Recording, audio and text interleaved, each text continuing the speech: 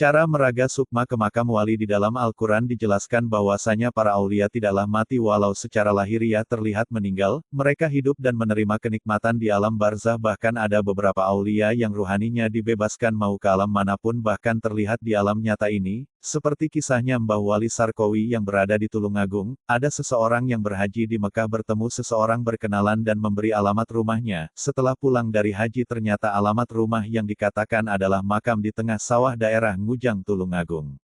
Nah sekarang kami akan sedikit berbagi ilmu cara meraga sukma atau berkomunikasi dengan wali yang berada di alam barzah melalui makamnya atau bisa dengan jarak jauh. Para aulia ruhaninya suci, oleh karena itu agar kita bisa berkomunikasi dengan mereka hati kita juga harus kita sucikan dari dosa-dosanya hati, seperti sifat iri, dengki, takbur, bakil, ria dan lainnya dulu agar ruhani kita ada kesesuaian dengan ruhaninya. Ada qaul aruhu junudun mujanadat, ruh akan berkumpul dengan ruh yang selevel sejenis. Sucikan dari hadas. Pertama sebelum melakukan rihlah ruhani, perjalanan ruhani menuju titik makam para wali atau makam yang diduga makam wali, maka sucikan jasad ruhani ini dengan bersuci dari hadas besar maupun hadas kecil agar jasad kita suci sebagaimana jasad para aulia yang dijaga kesuciannya oleh Allah karena kedekatannya mereka dengan Allah Subhanahu wa Ta'ala.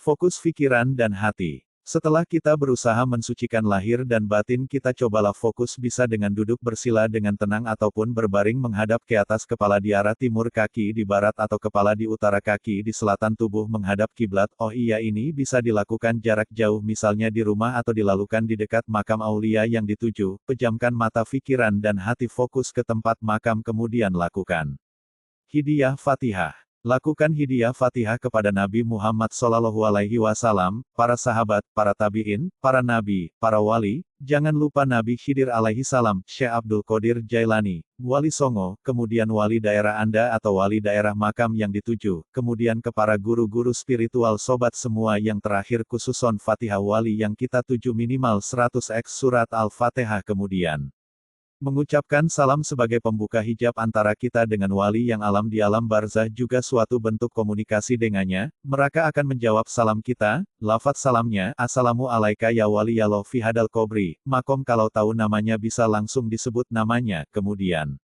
lakukan meditasi zikir. Menurut saya ada beberapa meditasi dzikir yang bisa diterapkan dalam proses meraga sukma berkomunikasi dengan para aulia. Yang pertama bisa dengan mengulang-ulang surat Al-Fatih sampai kita masuk ke sir alam wali yang kita tuju, atau bisa dengan bacaan tasbih subhanallah walhamdulillah walailaha illallah wallahu akbar diulang-ulang sampai kita masuk ke alam sir gaib wali yang kita tuju, atau bisa dengan surat Al-Ikhlas atau solawat diulang-ulang, jangan berhenti kalau belum masuk ke sir wali yang dituju. Hasilnya biasanya kita akan tenggelam masuk ke alam sir, bertemu sohibul makam, berkomunikasi atau sekedar mendapat informasi tentang wali yang dimakamkan di situ atau mendapat wejangan-wejangan nasihat dari wali tersebut. Wallahu a'lam bishawab.